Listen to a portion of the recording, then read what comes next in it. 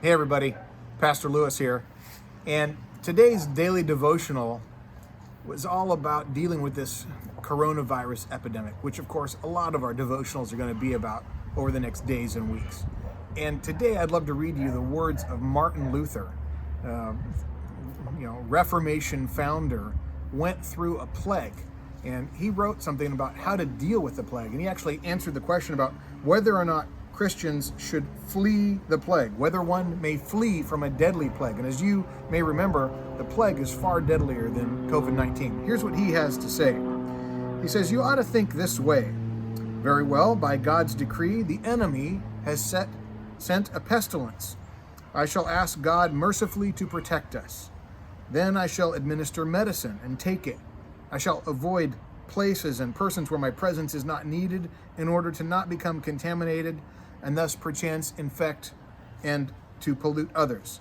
If people in a city were to show themselves bold in faith when a neighbor's need so demands, and cautious when no emergency exists, and if everyone would help ward off contagion as best he can, then the death toll would indeed be moderate. But if some are too panicky and desert their neighbors in their plight, and if some are so foolish as to not take precautions but aggravate the contagion, then the devil has a heyday and many will die."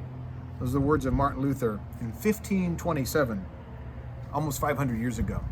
I think there's a lot of wisdom to be learned from Luther's words. He's saying, hey, be wise, take precautions, take your medicine, avoid being around others if you might infect them or pass something on. But at the same time, under no circumstances are we to abandon our neighbors and friends when they have an emergency and they need help.